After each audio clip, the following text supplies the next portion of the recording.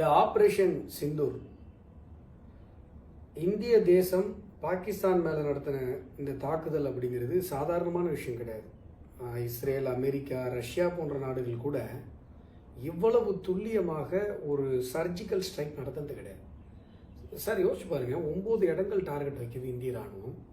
அந்த 9 இடங்களும் இம்மி பிசறாம நம்ம எதை அடிக்கணுமோ, எந்த ஏரியாவை, எந்த பகுதியை, எந்த கட்டிடத்தை அடிக்கணுமோ கரெக்டாக துல்லியமாக அந்த கட்டிடத்தை மட்டும் தாக்கி இருக்கிறது இந்திய ராணுவம். கரெக்டாக அங்கே இருக்கிற தீவிரவாதிகளுடைய கூடாரங்கள் வெடித்து சிதற வைக்கப்பட்டிருக்கிறது. தீவிரவாதிகள் வெடித்து சிதற இருக்கிறார்கள். 9 இடங்கள் 100% சக்சஸ் ரேட். நீங்கள் உலகத்தில் இதற்கு முன்பாக பல்வேறு நாடுகளால் நடத்தப்பட்ட துல்லிய தாக்குதல்கள்லாம் நீங்கள் எடுத்து பாருங்கள், இந்த அளவுக்கு சக்ஸஸ் ரேட் இருக்கா அப்படின்னு சொல்லி பாருங்கள். இது இந்திய இராணுவத்தின் மிகப்பெரிய வெற்றி. இப்போ உலக நாடுகள் மத்தியில் இந்திய தேசத்தின் மீதான மதிப்பு, இன்னும் சொல்ல போனால் பயம் கூட உயர்ந்திருக்கிறது. இப்போ சைனா மாதிரியான நாடுகள் கூட நம்மகிட்ட ஏற்கனவே பயந்து தான் இருக்காங்க. டோக்லாம் இஷ்யூக்கு அப்புறம் இன்னும் கூட ரொம்ப பயப்படுவாங்க. அப்பேற்பட்ட ஒரு விஷயம். இன்னொரு விஷயம் என்னென்னா, ஒரு சிவிலியன், பொதுமக்கள் யாரும் மரணம் அடையலை. ஸ்பெசிஃபிக்கான தாக்குதலில் தீவிரவாதிகள் மட்டும்தான் மரணம் அடைந்திருக்கிறார்கள். அதே போல் இது சர்ஃபேஸ் டு சர்ஃபேஸ் மிசைல் கிடையாது. தரையிலிருந்து கிளம்பி அப்படியே போய் அங்கே இருக்கிற இடங்களை தாக்கிவிட்டு வரல. இது ரஃபேலில் போய், அதாவது போர் விமானங்கள் மூலமாக பாகிஸ்தான் எல்லைக்குள்ளே போய், போன தடவை நம்ம நடத்தின சர்ஜிக்கல் ஸ்ட்ரைக் கூட பாகிஸ்தான் ஆக்குபைடு காஷ்மீர். இந்த தடவை பாகிஸ்தானுடைய பகுதிகளிலே போய் நம்ம குண்டு போட்டிருக்கோம். அதாவது 250 கிலோமீட்டர் நம்ம உள்ளே போயிட்டு வந்திருக்கோம். நாங்கள் மெட்ராஸ்லேருந்து கிளம்பி உளுந்தூர்பேட்டைக்கு காரில் போயிட்டு வர மாதிரி நம்ம ஆளுங்க போர் விமானத்தை எடுத்துக்கிட்டு ரொம்ப சர்வசாதாரணமாக உள்ளே போய், நல்லா யோசிச்சு பாருங்கள், 1:30 மணிக்கு உள்ளே போகிறாங்கன்னு வைங்க. உள்ளே போயிட்டு அதாவது பாகிஸ்தானோட ரேடாரை ஏமாற்றிட்டு நம்ம ரஃபேல் விமானம் உள்ளே போயிடுது. உள்ளே போய்ட்டு ஸ்கால்பை உள்ளே போடுது. போட்டதுக்கப்புறம் கண்டிப்பாக அவங்களுக்கு தெரிஞ்சிருக்கும், வெடிக்குது. திருப்பி அந்த விமானம் எந்த ரேடார்லையும் எந்த விதமான தாக்குதலிலும் சிக்காமல் திருப்பி நம்முடைய இந்திய எல்லைக்கு வருகிறது அப்படின்னு சொன்னால், இது எவ்வளோ பெரிய ஒரு சாதனை, எவ்வளவு பெரிய ஒரு மைல்கல் இந்திய இராணுவத்தினுடைய வரலாற்றில். இந்திய இராணுவம் எப்பேற்பட்ட புகழ் வார்த்தைகளுக்கெல்லாம் உரித்தானதாக கொண்டாடப்பட வேண்டிய ஒரு நிகழ்வு. இந்திய பெரும் தேசத்தினுடைய மதிப்பு உலக எல்லையில் எவ்வளவு, உலக நாடுகள் மத்தியில் எவ்வளவு நம்முடைய செல்வாக்கு உயர்ந்திருக்கும். அதாவது ஒரு தீவிரவாத தாக்குதல், ஒரு கோழைத்தனமான மட்டமான ஒரு தேசம், ஒரு கோழைத்தனமான மட்டமான ஒரு தீவிரவாத தாக்குதலை, அதுவும் சுற்றுலா பயணிகள் மேலே. நீங்கள் டெரரிஸ்ட்டுங்களோட அட்டாக்லாம் எடுத்து பாருங்கள். இது மாதிரி பகல்காம் மாதிரி டூரிஸ்ட்டுங்களை அட்டாக் பண்ணுறதுன்றது தீவிரவாத செயல்கள்லேயே ரொம்ப கேவலமான தீவிரவாத செயல். இது அந்த நடத்தின ஒரு நாடு மீது இவ்வளவு மனிதாபிமானத்தோடு எந்த பாகிஸ்தான் பொதுமக்களும் சாகாமல் தீவிரவாதிகள் மீது மட்டும் ஒரு தாக்குதலை இந்திய தேசம் நடத்தியிருக்கிறது என்று இன்றைக்கு உலக அரங்கமே வேந்து பார்த்து கொண்டிருக்கிறது. ஆனால் இன்றைக்கு தமிழகத்தில் ரொம்ப ஒரு வருந்தத்தக்க ஒரு நிகழ்வு என்னன்னா, இந்த இந்திய தேசத்தினுடைய இந்த இராணுவத்தினுடைய வெற்றியையோ, இந்திய தேசத்தினுடைய வெற்றியையோ பலரும், அதாவது அந்நிய நாட்டு சித்தாந்தங்கள் சார்ந்த பலரும் பேசாமல் இருந்து கொண்டிருக்கிறார்கள். இப்போ திமுக காரனாக இருக்கலாம், விசிக காரனாக இருக்கலாம், எந்த கட்சியை சார்ந்தவர்களாக வேணா இருக்கலாம். ஆனால் நீங்கள் சாப்பிட்ற சாப்பாடு, நீங்கள் சுவாசிக்கிற காற்று, நீங்கள் குடிக்கிற தண்ணி இந்த தேசம் உங்களுக்கு கொடுத்தது. அதாவது நம்ம அரசியல் சார்ந்து யாராக வேணா இருக்கலாம், ஆனால் சோறு சாப்பிட்ற ஒரு மனிதன் என்பதை நாம் நினைவில் கொள்ள வேண்டும். நம்முடைய தேசம், நீ பிஜேபியை புகழ வேணாம், பிஜேபியுடைய மத்திய அரசை புகழ வேணாம், இந்திய இராணுவத்தை புகழலாம்ல, இந்திய தேசத்தினுடைய செயல்பாட்டை புகழலாம்ல, அதுக்கு கூட மனசு வரல. ஓகே. ரெண்டாவது, தமிழகத்தில் மட்டும்தான் பாகிஸ்தானுக்கு ஆதரவான பதிவுகள் நிறைய பார்க்க முடியுது. இந்திய அளவில் காங்கிரஸ் அந்த வேலையை செஞ்சிட்டு இருக்கு, இப்போ அமைதியாயிடுச்சு.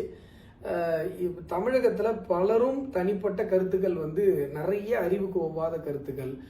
இப்போ இந்து பத்திரிகை கூட பாருங்க, அதாவது இந்து பத்திரிகையினால இந்திய தேசம், இந்திய இராணுவம் இவ்வளோ பெரிய சாதனை செஞ்சது, அதை போடுறதுக்கு மனசு வரல. ஆனால் ஒரு ஃபேக் நியூஸு, பாகிஸ்தான் இராணுவம் நம்முடைய இந்திய போர் விமானங்கள் 5 போர் விமானங்களை சுட்டு வீழ்த்தியதுன்னு ஒரு பொய் செய்தியை போட்டுட்டு அதை இன்னைக்கு மன்னிப்பு கேட்டு மறுப்பு தெரிவிச்சிருக்கு. இல்லைங்க, தப்பாக போட்டோம் அப்படின்னு சொல்லுது. ஆனால் நேற்றைக்கு பாகிஸ்தானுடைய இராணுவ அமைச்சர் ஒரு ஆங்கில ஊடகத்துக்கு பேட்டி கொடுக்கும்போது அந்த ஆங்கில ஊடகம் கேட்கிறது, இந்த மாதிரி 5 விமானங்களை நீங்கள் சுட்டு வீழ்த்தியதாக தகவல் சொன்னீங்களே, அதுக்கு ஆதாரம் கொடுங்க அப்படின்னு சொல்லி கேட்கும்போது அந்த பாகிஸ்தான் இராணுவ அமைச்சர் என்ன சொல்றாருன்னா, அது வந்து சோசியல் மீடியாவில் வந்தது, அதுவும் பாகிஸ்தான் சோசியல் மீடியாவில் நாங்கள் போடல, இந்தியன் சோசியல் மீடியாவில் வந்தது அப்படின்னு சொல்றாரு. இது நமக்கெல்லாம் அவமானமா இல்லையா? கொஞ்சம் யோசிச்சு பாருங்களேன். இது யார் சொல்றாரு? ஹிந்து தான் சொல்றாரு. அதாவது பாகிஸ்தான் ராணுவ அமைச்சரே இல்லைங்க அப்படி ஒரு விஷயம் நடக்கலன்னு சொல்ற ஒரு விஷயத்த யார் சொல்லிங்க நீங்க போட்டீங்க? கொஞ்சம் கூட வெக்கமாவே இல்லையா? இந்திய தேசத்தோட சோறு தானே திங்கிறீங்க. அதை போல அதை பின்பற்றி நிறைய பேருங்க. அதே போல மிக முக்கியமான வருத்தத்துக்குரிய ஒரு விஷயம், இந்திய தேசம் முழுவதும் இருக்கிற இஸ்லாமிய சகோதரர்கள் இந்திய தேசத்திற்கு ஆதரவாக நிற்கிற போது ஓவைசி கூட வந்து இந்த பாகிஸ்தான் மீதான தாக்குதலை ஆதரித்திருக்கிறார். ஆனால் இங்கே மட்டும் நீங்கள் என்ன பண்ணுறீங்கன்னா, இஸ்லாமிய சகோதரர்கள் பாகிஸ்தானுக்கு ஆதரவாக இந்தியாவிற்கு எதிராக செயல்பட வேண்டும் என்கிற ஒரு மறைமுக உந்துதலை நீங்கள் தொடர்ந்து ஏற்படுத்தி கொண்டே இருக்கிறீர்கள். இங்கே மட்டும்தான் இது மாதிரியான, அதாவது தீவிரவாதிகள் சுற்றுலா பயணிகளை தாக்கும் பொழுது பேசாத பல வாய்கள் இப்போ புறா விடுது. இதெல்லாம் இந்த அசிங்கத்தெல்லாம் தமிழ்நாட்டில் தான் பார்த்துட்டு இருக்கோம். இது வந்து நீங்கள் மறைமுகமாக தூண்டுறீங்க. இஸ்லாமிய சகோதரர்கள் பாகிஸ்தானுக்கு ஆதரவாகத்தான் செயல்பட வேண்டும் என்கிற ஒரு மறைமுக தூண்டுதலை இங்க இருக்கிற அந்நிய நாட்டு சித்தாந்த கட்சிகள் ஏற்படுத்துவது வெளிப்படையாகவே தெரிகிறது. நீங்க எல்லாருமே வந்து வெளிப்படையாகவே பாகிஸ்தான் என்கிற கேவலமான, மட்டமான, மோசமான ஒரு தேசத்திற்கு ஆதரவாக பேசிக்கொண்டிருக்கிறீர்கள். அங்க தீவிரவாதியெல்லாம் செத்து போயிருக்கிறான். அந்த தீவிரவாதிக்கு பாகிஸ்தான் நாட்டுடைய கொடியை போத்தி பாகிஸ்தானுடைய ராணுவ அமைச்சர்கள், போலீஸ்காரன் முதற்கொண்டு, உளவுத்துறை அதிகாரிகள் முதற்கொண்டு வந்து இறுதி மரியாதை செலுத்துறாங்க. தீவிரவாதத்தை நாங்கள் உருவாக்கி கொண்டிருக்கிறோம் என்று சொல்லுகிற ஒரு தேசத்திற்கு இந்திய தேசத்தில் இருந்து கொண்டு நீங்க மறைமுகமாகவோ நேரடியாகவோ ஒரு சப்போர்ட் மெக்கானிசத்தை ஏற்படுத்துறீங்க அப்படின்னு சொன்னா வரலாறு, தமிழ் சமூகம் உங்களை எல்லாம் மன்னிக்கவே மன்னிக்காது.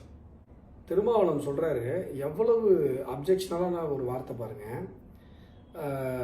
பஹல்காம்ல நடந்த தீவிரவாத தாக்குதல் பத்தி ஓவைசி சொல்றாரு. ஓவைசி வந்து மதம் இந்துவா என்று கேட்கப்பட்டு, மதம் என்று என்ன என்று கேட்கப்பட்டு கொல்லப்பட்டது உண்மைதான் என்று ஓவைசி சொல்றாருன்னு சொல்லும்பொழுது திருமாவளவன் ஒரு பதில் சொல்றாரு. ஓவைசியோட சொந்த கருத்துன்னு சொல்லிடுறாரு, அதை விடுங்க. அடுத்து ஒன்று சொல்றாரு, இது இந்திய ஒன்றியத்தின், திருமாவளவன் சொல்ற வார்த்தை, இந்திய ஒன்றியத்தின் மீது கவன ஈர்ப்புக்காக நடத்தப்பட்ட ஒரு விஷயம் சொல்றாரு. அதாவது கவன ஈர்ப்பு ஆர்ப்பாட்டம் கேள்விப்பட்டிருக்கோம், கவன ஈர்ப்பு போராட்டம் கேள்விப்பட்டிருக்கோம். சுற்றுலா பயணிகள் மீது தீவிரவாதிங்க கோழைத்தனமா துப்பாக்கியால சுட்டு 26 பேரை கொலை செஞ்சதை ஒரு அரசியல்வாதி கவன ஈர்ப்புக்காக நடத்தப்பட்டதுன்னு சொல்றாருன்னா எவ்வளவு தீவிரவாத எண்ணம் அவருக்கு இருக்கணும்